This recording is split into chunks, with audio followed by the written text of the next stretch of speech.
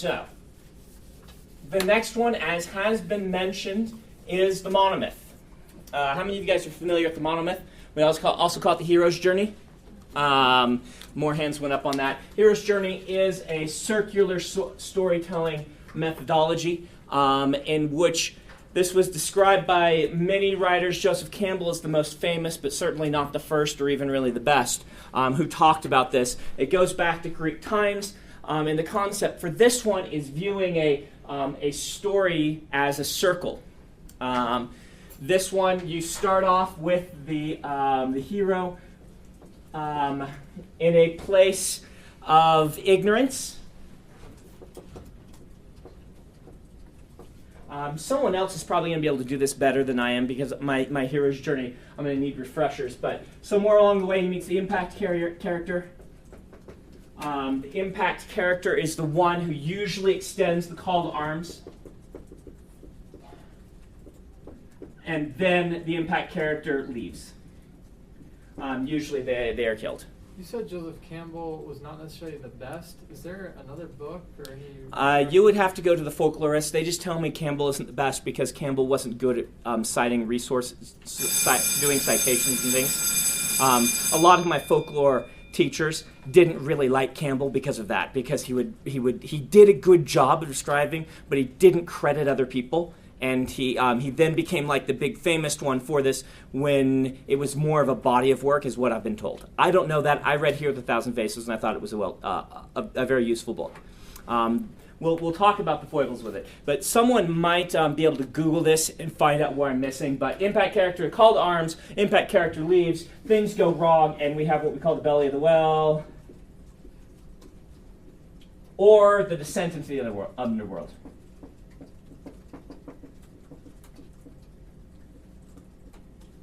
Does anybody have this up? The hero's journey as the circle. So this is the low point for your character. You envision it as, they have the call to arms and all this stuff. And in this one, I believe, this is you have the moment of decision where you really kind of take life into your own hands. You have the defeat the evil. And then back up here, you have the return in wisdom to where you began. I'm sure I forgot something in there. But the idea is, with the hero's journey, you always end up where you began for a true hero's journey. Yes? So there would be a lot of overlap between this and, let's say, the 3-act structure. Yeah. Oh, yeah. These are all ways of visualizing the same concepts. However, there are going to be slight differences. For instance, in the hero's journey type of archetype, usually the hero is making their decision much later. And this kind of harkens back to the ancient Greek structure, where there's a whole lot of woe is me going on for a big part of the story, until kind of you have the call to arms, which is kind of a half call where you're like kind of accepting, but then it's then you kind of take destiny in your own hands, and then you return with wisdom, having become a new person, having experienced the depths of the absolute depths of despair. You've got it up? Yeah. I pulled it up, and it says that moment, they call it the atonement. The atonement, it comes that's after right. the transformation, that way after you pass through the abyss. Right, a transformation, okay. And then that first section there where like the impact character Yeah. leaves, the hero passes through challenges and temptations and has helpers along the way. Uh-huh. Sometimes supernaturally. Okay, supernaturally. This is the gods are helping. Mm-hmm. And then there's like a line across the top, that whole top section is the known section. And Oh, yeah. everything below it is unknown. Known and unknown? Okay. So I basically did get it. I'm impressed by that. But it's because it's basically trying to describe the same sort of story. But the hero's journey actually has some very specific things to it that a lot of people then adapt and whatnot. And it depends. I mean, if you like this storytelling archetype, the one thing that I warn you about is a lot of people who get into the hero's journey get into it so much that they start looking at it as a checklist for things to do in their story. George Lucas did this.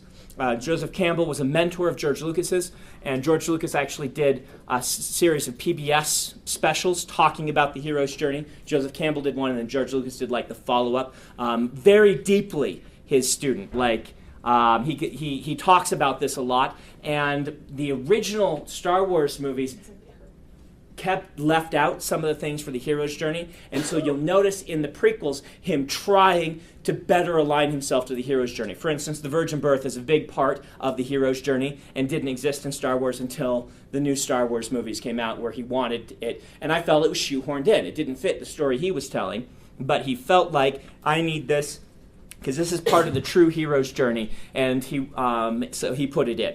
And that's where you kind of run into trouble with any of these things, and when you're like, oh, I have to put this in because it's part of the archetype I'm working from, where these are really describing stories.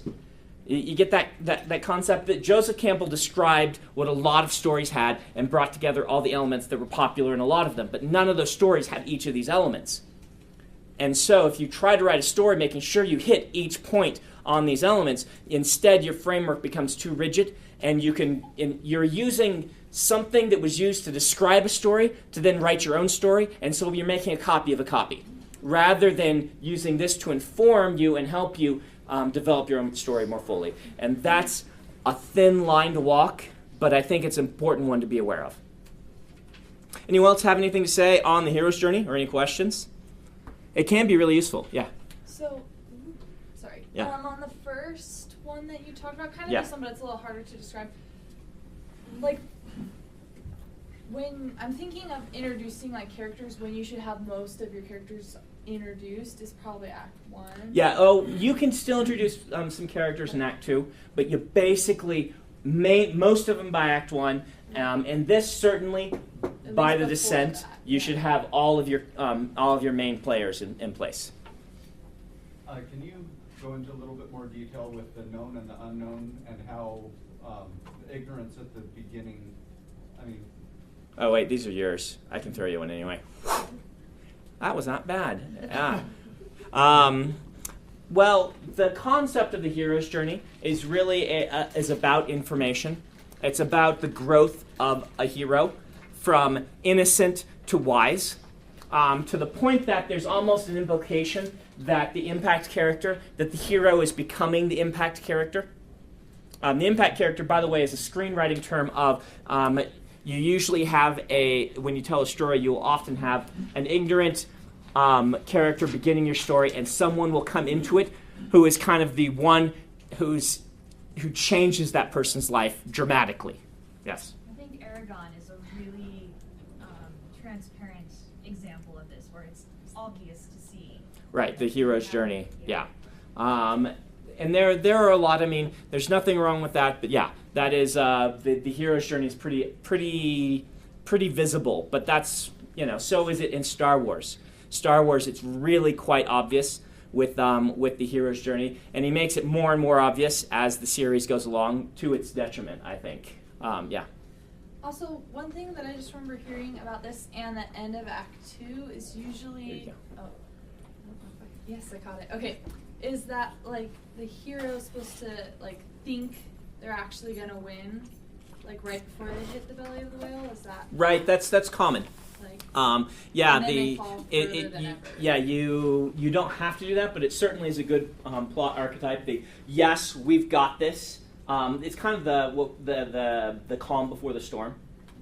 Everything seems to be going all right. We're doing okay. I do these often in my books because it feels like a natural breather to take, and then bam, everything goes crazy wrong.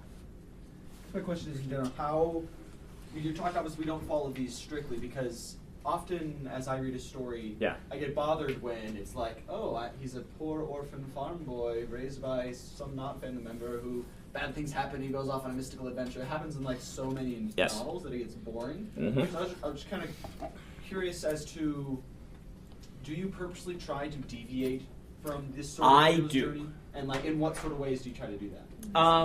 I try. Sometimes I do the whole postmodern thing, like in Mistborn. Postmodern, by the way, not meaning postmodern, but really modernist, where it's self-aware, that it says, okay, I'm building upon this framework, and so I'm therefore going to deviate from step one. You know the framework, I'm going to evoke it in early scenes, and then I'm going to go horribly wrong. That's something I do. Mostly, though, I just go on instinct. We haven't gotten to the way I storytell yet. I don't use any of these. These are academic ways that I think are useful for describing it, and they are very useful for some. Howard uses 3-act very religiously. Dave uses the try-fail cycle thing very religiously. It tells good stories for him. We haven't hit what I do yet, and maybe when I explain to you what I do, it'll help you.